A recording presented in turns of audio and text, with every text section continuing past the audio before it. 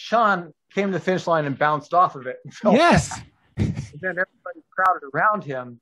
And so I'm coming to the finish line and suddenly it's blocked. Yes. Yeah. But at that point, hold on. At that point, you and Sean are now neck and neck. Literally. You could have passed him if...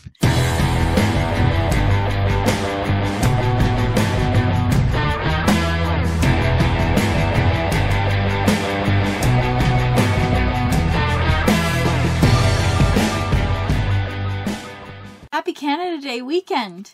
That's right. Happy Canada Day. Wow. July already. And you know what that means? A new province. Oh, I was going to say fireworks, but yes, a new province. For We Run the North. What province are we in now? We've hit the Maritimes. No. New Brunswick. Wow, it has been a long time since I was in New Brunswick. And I've never been to the Maritimes, so bucket list. What's the name of the park? Fundy National Park. Fundy. Sounds like a fun time. Sounds like a fun time in Fundy. And that's happening with We Run the North. That's right. Still going on. Virtual 10K. Okay, Yep. virtual 10K. And with the Monarch Butterfly, what's happening? Monarch Ultra, virtuals, and relay run. Still looking for runners. And for the virtual, still looking for runners, walkers, hikers, bikers. Cool. And you made a new map with all the butterflies that are going to be... Yes, we made a new map, which we'll post soon. Cool. About all the registrants are from, because we're trying to represent all 13 provinces, territories, and states. 52 states. Cool. 52 states? 50 states. Anyway. Okay, Norm. Who's on? Oh, boy, we got a goodie tonight. Okay. Paul Bonnett. And who, might you ask, is Paul Bonnett? Well, every ultra guy saw this guy. Every ultra person saw them cross the finish line at Western States this year. DFL. DFL. By half a second. Everyone's... No. Yeah, half a second. Oh, in terms of how he became DFL. Yes. Yeah. He became DFL by a half a second. Yeah. It was epic. We all saw it live and uncensored. And now... we, as soon as we saw it, we're like, we need to talk to this guy. Big time. And he's going to talk us right through the entire day. Cannot wait. Coming up. To the podcast, Paul Bonnett. It actually is. Bonnett? Bonnett. Oh, Bonnett, tu parles français. Yeah, well, supposedly, but yeah, I took French for years and I speak Spanish. Same thing. We're supposed to be bilingual, but only one of us is. Yeah. I took French all through high school and college and then moved to Mexico. Uh-huh. Oh, wow. That sounds familiar. Well, welcome to the podcast. Of course, we came across you because of the epic finish, what happened at Western States this year. You are the DFL of Western States 2021. Congratulations. That fucking laugh. Yes, exactly. Wasn't supposed to happen that way. I promised. I was telling my parents, we're not doing that. We are not doing that. I've did that with my sister in 2017, and it's stressful, and we're not doing that. And we did it. Well, we'll get to that. We'll get to that. But after further research, you are certainly no stranger to Western States. You're no stranger to ultra running. In fact, your ultra sign-up goes back to 94, which is probably the beginning of this website. So cool. You guys have been around a while. So let's take us back to the beginning. And how did you get into running? So our listeners can know that you are no stranger to ultra running. How did I get into this whole ultra running scene? That's actually a story. Probably back in 93, I ran a race called, I ran Mazetzals. And it's an 18-mile trail race around here. And I had just moved back into Phoenix in 92, and we had started running in the mountains of New Mexico. So I was loving mountains, and I was back in the city and didn't like the city so much. I heard about this trail race, but it was, I was doing 10Ks, half marathons, 5Ks, everything competitive, run like crazy, beat the guy next to you. He has got a fight shoe, and run on, Yeah. So the 18-mile race is a 18-mile race. It's 9 miles uphill, just uphill and 9 miles downhill. So it goes straight up a mountain. And so we're racing 9 miles up this mountain, and near the top where the aid station is, my calf starts to cramp. And I start cramping. And the guy next to me, we're both running really hard trying to get the guy next to me, instead of going, you've died, and running on, he goes, oh, let me help with that. He starts stopping. He massages my cramp and gives me a salt pill and we hydrate together. He says, let's drink this, take this. And he massages it out. He runs to the aid station. Good, let's eat this. And then we ran all the way to the finish together. And I thought, well, this is awesome. And and then at the finish, we all just hung out, had hamburgers, and had a great time. And I thought, this is a lot more fun than beating up people in a 10K crap. So you found a whole community. Well, I would love to talk to you about your extensive running resume, but let's just break it down into some specifics. And one of them is man against horse, which is something you've done 7 times, and you either won it or placed at this race. So let's talk about man against horse. Exactly. What is this race? This is one of my key races. It's the race that got me famous back in 1995. Was the first year I think I won that race, and it's the local race. It's one of the older races around here. It was a challenge between people who can run faster, the guys or the horses, and it had been going on for several years. And friends of mine told me about it, and it's up in Prescott, Arizona, a little bit north of here, and runs up and over Mingus Mountain. And Ron Barrett says, he has a digital clock out there, a regular sweep hand clock, not a digital, but a sweep hand clock. And all right, 6 o'clock, let's go. And that's the starting gun. Timex clock. Horses and people start running, and I ran the race, and I was running really well those years, a long time ago, right? And beat the horses going up the mountain and coming down the mountain. And I got to like one of the last aid stations coming through, and they're like, what are you doing here? You're not supposed to be in front of the horses. And I'm, well, okay, can I get some water? No, you can't give me water. You're not supposed to beat the horses. I'm like, oh, I didn't know that. Ignorance is bliss. And so I ran in, and I was the first person to get to the finish line, beating all the horses to the finish line. Wow. So yeah. So that's why they stuck me in the Born to Run book. So whatever. Oh, we didn't know you were in Born to Run. We're going to have to read that. I got a couple paragraphs somewhere in there. Wow. Okay, let's, I get to reread this book. Absolutely. That's epic, man. Born to Run is the reason why I did Leadville. Yeah. Awesome. Cool. Yeah. Amazing. So do you keep going back to man versus horse? Yeah. So man against horse is, there's a couple of races that are my go-to races. Man against horse is like my favorite. I mean, you get to run with horses. Yeah. You're going around the backside of and the people are up on their horse, and you're running along, and they're going, I can't believe you're running this far. And you're looking at them going, I can't believe you're riding a horse this far. It's just an epic race. It's so much fun to run with the horses and against the horses and the riders. And there's a lot of camaraderie. And afterwards, again, you have a big barbecue and an awards thing where the horse people hang out with the runner people, and you just really get together. And so, yes, I've done it. I have more man against horse shirts than I've got anything else. One of your other favorite events appears to be Across the Years in Arizona. Well, that's because I was the director for Across the Years. Wow, you know what? I love so far. I'm absolutely loving this. Finding out all this great info. Yeah, so the reason I got into Across the Years is to do the first Western States 25 years ago. And I thought, well, if I'm going to do Western States, I have to run overnight. And my friend Linda Van Tilburg says, well, Paul, my friend Harold Siegloff is putting on a race over New Year's, and he needs it. I was vice president of Arizona Road Racers that time, and he needs tables and chairs and stuff for that. Can you deliver them to him? And of course I do. And then he's like, hey, we need people to count laps. And being a school teacher, I didn't have any money to put into races. So it's like, and if you count 8 hours of laps, you can run the race for free. I'm like, cool. So I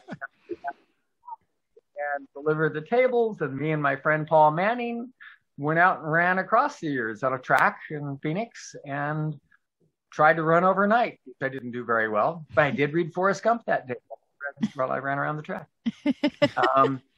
The next year I signed up for it again to do it again better, and we had moved it to a different location. And Harold Siegloff called me up on Christmas Eve and says, Paul, I need a favor. I was just in the hospital. Can you direct my race for me this weekend? I'm like, oh, okay. So I took over the race that year and directed it. And then Harold came back to me, Paul, that was so great. I'm giving you the race. It's yours. Like, oh, wow. Oh, okay. So the gift you didn't know you wanted. Right? Exactly. So we turned it into a bigger and bigger race and made it a 6-day and got international people coming in and because we did it over the millennium. So in 2000 we had to do the 2001, which is scary because all the electronics are supposed to blow up and battery back. But I realized, hey, it's the millennium. If you want to get big, do a 6-day. And when I did the 6-day, everybody from Europe showed up and across the country showed up. Contingent. My race doubled in size. I put it on another year after that, and then I'm like, I'm tired. Somebody else can do this. I handed it over to, and now the Aerovipa has taken it over and made it into a huge thing. Totally different than what I used to do, but huge. Absolutely fantastic. They do a great job.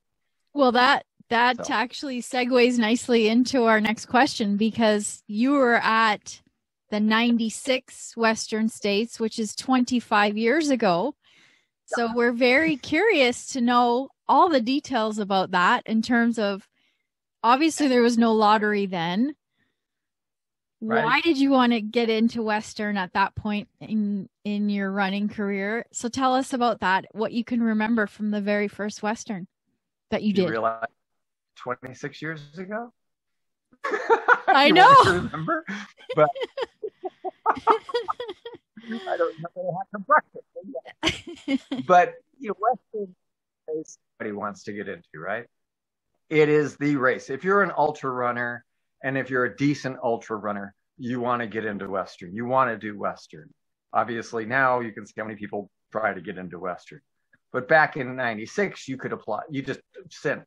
The way to get into Western, you ran a 50-miler. I put on Mad Dog, a 50-miler here in Scottsdale, where you ran around 50 miles. It was held the day before the qualifying was over, just so people would qualify for Western. Get a 50-mile time limit on a cement track, flat, 3 miles.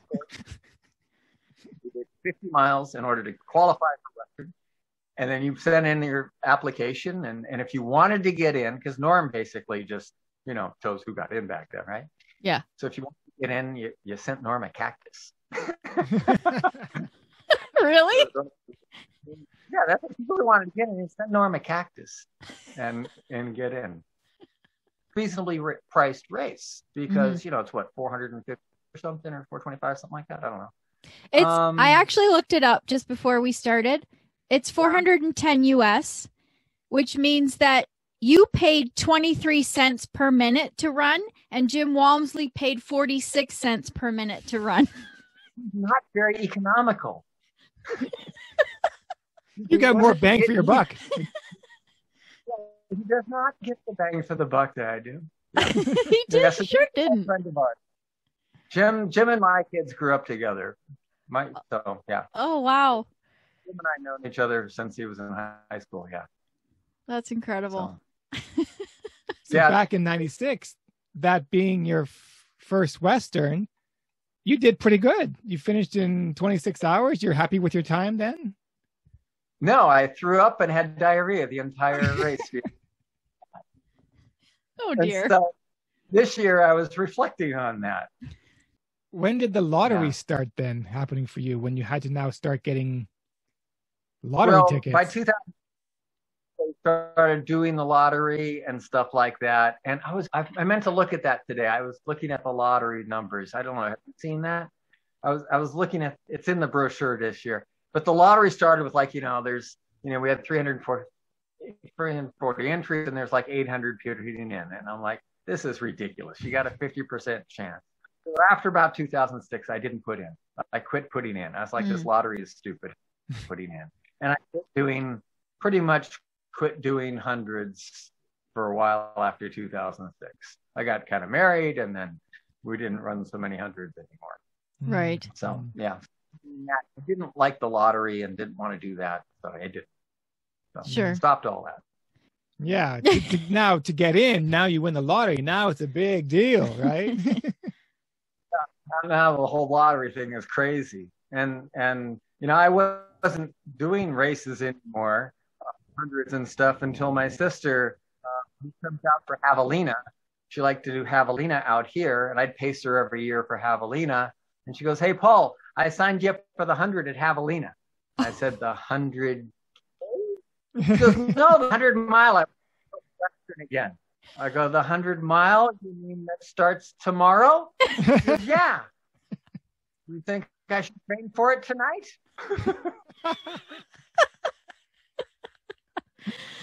I ran to the first aid station and said, "This is stupid. I'm sitting down until she gets here." Sat down, waited for her, and said, "I'm just going to run with you for the first 3 laps of the race." So I just ran with her and said, "You want to do a 24-hour pace? We'll do a 24-hour pace. Fine." So I ran for her for 24-hour. Took care of her, because that's what I do, is I take care of my sister. I'm her pacer. I keep her going. So I took care of her for 3 laps and then got her out of the aid station and finally filled up my stuff and said, "Okay, let's go two more laps." And her husband paced me for 1 lap. We ran really fast and I tried to drop him. And then I did 1 more lap by myself and I came in under 24 hours. Wow. So that's the perfect way to do it. So then she goes, "Okay, now put in for Western." I'm like, "Okay, there's no chance of getting in Western, right?" And we got in. And then she goes, "Okay, we'll put in as a threesome for Leadville for this year." And I'm like, "Okay, there's no chance of getting in Leadville, right?" And we got in. Oh, that's awesome. So let's talk about Western States this year. This is what everyone's mind about this crazy finish. Let's talk about, let's just take it to the starting of the day. So you started the day and everything's feeling fine. And then when did things started to go kind of sideways? Not to plan. Let's just say not to plan. Everything. Well, the quads went out earlier than I thought because I thought I'd done enough training. So that wasn't the plan. I thought, what the heck is going on with my quads? So I was putting stuff on my quads, trying to save them. But I held on during the race, stayed cool enough to Forest Hill, and I got to Forest Hill about 9:00 at night. Mm-hmm. Was doing okay. I was concerned about my quads there. And then my son took my ice bandana off and said, "We're not going to need this at night. It get cold now." And I said, "I doubt it, but it's okay." And then we started running down and my stomach blew out again. And I started vomiting about mile 65. Wow. Okay. 65. And yeah, how much time were you in the race at this time? It's mile 65. That's probably about 10:30 at night. Okay. So that's about 17 hours. Yeah. So it was not good. Yeah. So you weren't keeping anything down. Nothing was staying down. Nothing was processing. Nothing was staying down. I couldn't take anything. Couldn't eat for a while. Had trouble drinking for a while. So I got to Cal 1.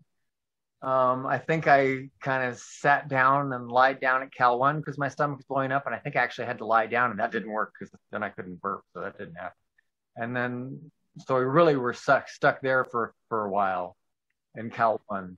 I puked all the way down to the river, and my stomach was just shot. And then at the river, I sat for a bit. Camila was there. And I'm like, "Why?"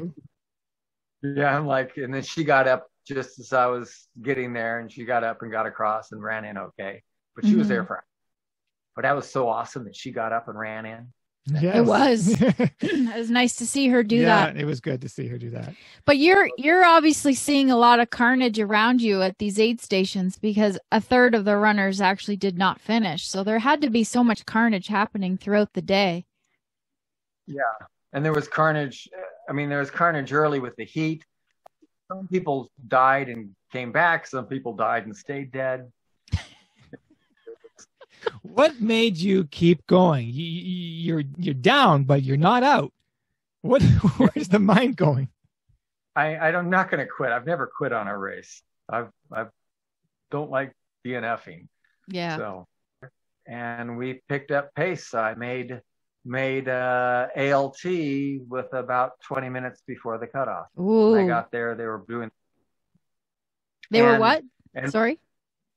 20-minute horn blew off as I was there. Oh, okay. Okay. Wow. So they're like, go. And my sister now has been catching me for the last hour. Nice. I've been waiting for her to basically, she's going to catch me. Yeah. But I'm like, she needs to get here. And she showed up with about 3 minutes to go before the cutoff, and then she stopped there. Aw, that's too bad. That's too bad. Man, if I was pacing, you wouldn't have dropped there. If I was with you, you'd have kept going. You two should have went like this. I'm trying to just get in together like this. So when did you figure out that you were last? Or were you leapfrogging? No. Well, when it gets really quiet beyond you, everybody's past you. Now nobody's passing you anymore. Uh-huh. You realize you're in trouble. In 2018, my problem that year is I got the lean, like Sean did in front of me. Yeah. Yeah. That's what happened to me in 2018. I went through Green Gate and I had the lean, and the lean was to the right and all the turns were to the left, and that just wasn't working for me.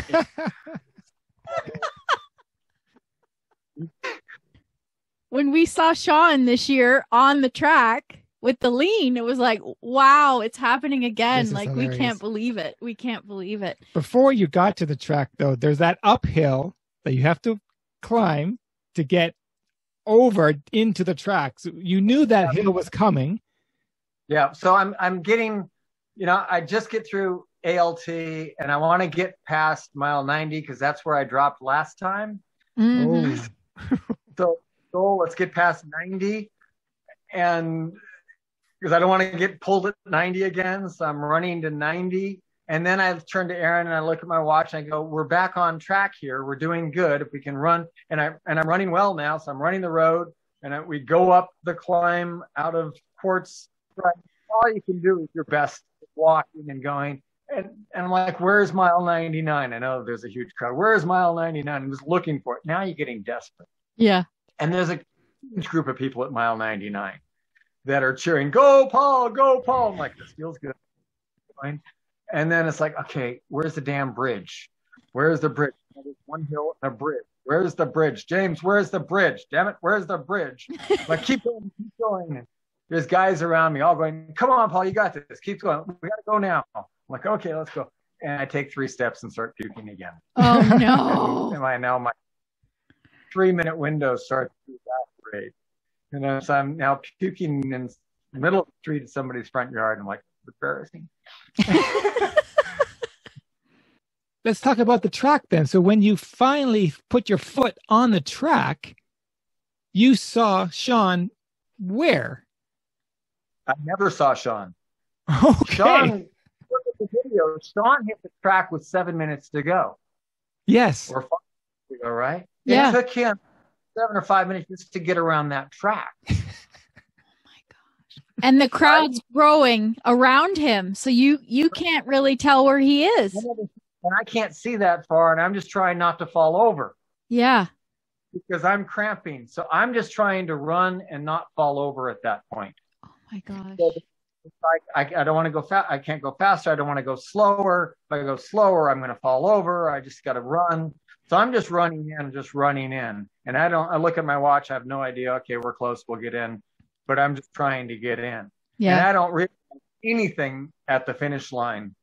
until I'm running. We come around the corner, and I'm like, oh shit, I can't get to the finish line.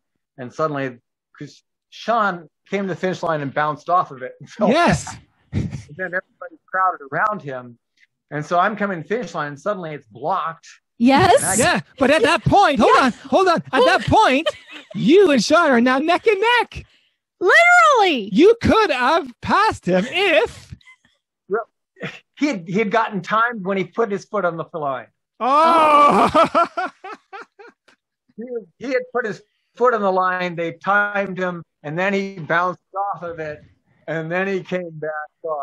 I think they timed him the first time he hit it.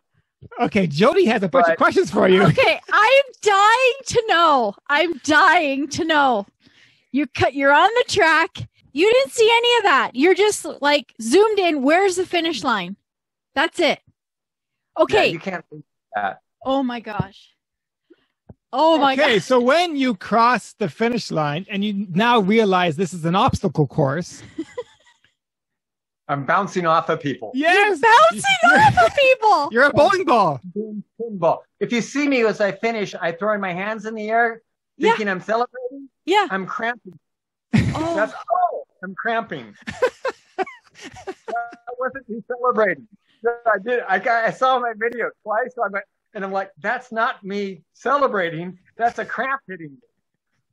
So But the first person you hit is that little girl. The little blonde girl. So the poor little blonde girl was helping out Sean, who turned exactly the wrong way and just came straight into me. And I'm like, oh, and I hit her before the finish line, and somebody else. And then the poor guy after the finish line, I was like, I'm falling, and I hit him really hard. And he gets me like, what are you doing to me?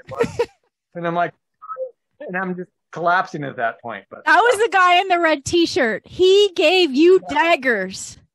I thought there was going to be a fight. I'm taking them. No. In fact, these guys messaged me later. The guy up on the hill messaged me and says, I'm so sorry. I saw the video and my daughter got in your way. I'm sorry. I was taking care of Sean. Aw. Dude, you were trying to take care of Sean. You're awesome. You are great. Yeah. But you look at all the other finishes and it's a wide open finish, right? Yes. You look at all the this wide open finish, everybody coming in.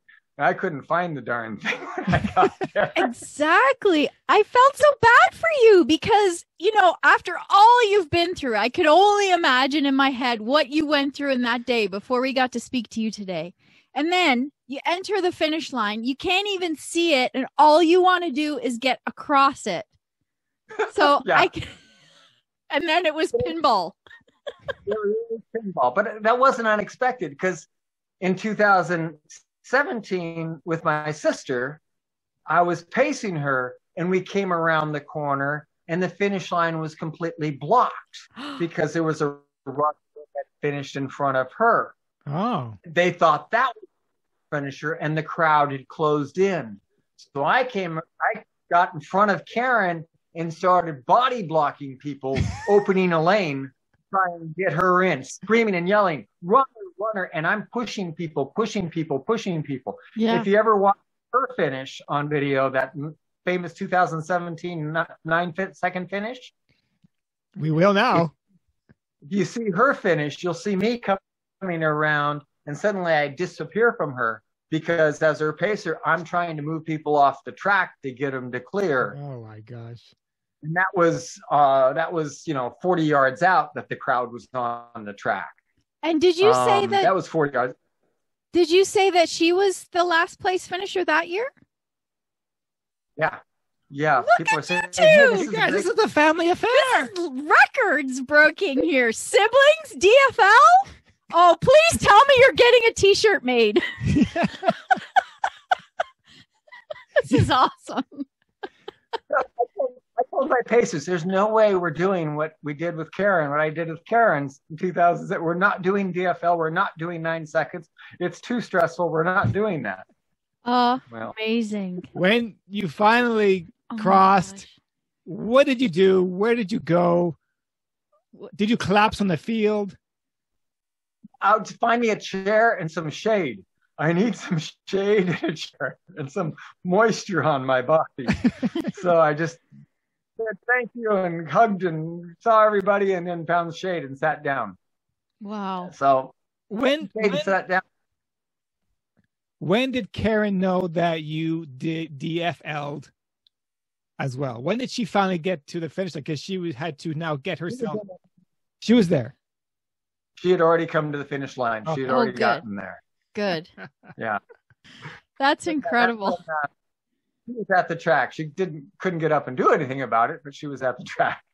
And how are you feeling? It's been just under a week. How are you doing?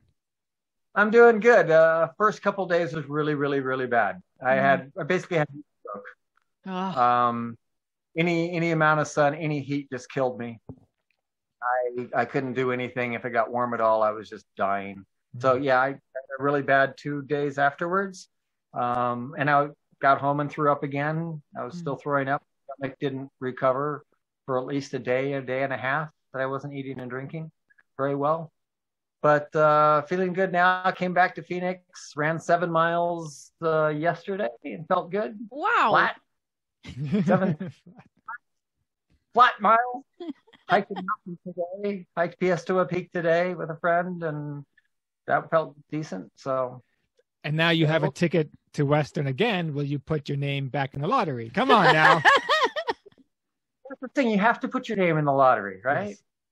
If you ever want to do it again, you have to put your name in the lottery. Yes. Yeah. So people hate me because I've gotten in now in 1 ticket and 2 tickets the last 2 times. Well, thank you so much, Paul. Before we go, we like to end our podcast with a little rapid fire question. So if you don't mind, we're going to throw a few questions at you and you can just, first thing comes into your mind, okay? Okay. All right. Rolling Stones or Beatles? Stones. Beer or wine? Beer. Do you wear split shorts? Oh, sorry, what? Root beer. Root beer. Okay, fair enough. Do you wear split shorts? Yes or no? Not anymore. I bet you did, though. Well, yes, we did. Star Wars or Star Trek? Star Wars. Yeah. Do you have a tattoo? No. No. Another sport you'd like to excel in? I don't know that one. Tennis? Swimming? Biking? Beer pong? Beer pong. Sure, why not? If you could travel back in time, what period would you go to? Oh my, that would be fun. I'm a history teacher, right? So yeah, there's just too many things. But I don't know. I don't think I'd want to go back in time. It was hard life back then. It was a hard life, yeah. I think we're living in a golden age right now. We're living, my generation has lived in a very sweet spot. Yes, it's true. So I think that's the best to have ever been alive. It's true. Okay, last question. Favorite junk food? Root beer floats. Awesome. One more question. Name a superpower. I've got to know. Name your superpower you like to have. A superpower. Well, obviously, endurance, right? Run forever. This has been awesome. Thank you so much, Paul Bonnett. Thank you for inviting me. I appreciate it. It's been fun. Awesome. Well, thank you so much for your time. We really appreciate it. Thank you so much for interviewing. And congratulations. Congratulations. Take care. Bye. Very good. Bye now. Well, there you go, Jody. All your questions are answered. First of all, his name's pronounced Paul Bonnett. Bonnett, yes. Okay. I'm sure at one time it was spelled more French, but... Anyway. Wow. I love the fact that he's been through the rodeo before. with his sister. He's been through a lot of rodeos. Yeah. This guy has an amazing running background Yeah. that we learned so much about today. And he's in the book Born to Run. And he's in Born to Run. Like, epic stuff, man. Wins Man Against Horse, which is an old race in Prescott, still happening today. One of the first directors of Across the Years. Wow, he has a lot to say. Yeah. And I would love to just talk his ear off about all his races. Absolutely. But, great energy, too. Yeah, a lot of energy. I guess that's what probably kept him going. Come on, I got the energy out there. Loved it. Oh, and then the finish line was so epic. And I can't wait to watch the 2017. I think I remember that. 9 seconds to go. Yes, with his sister. His sister? Oh my gosh. I'm going to get both videos and put it side by side. Can't wait to see it. All right, so there you have it. This is our first DFL race. And to get his take on it. Amazing. Amazing. Anyway, anything else? Nope. Okay, Bye. Bye.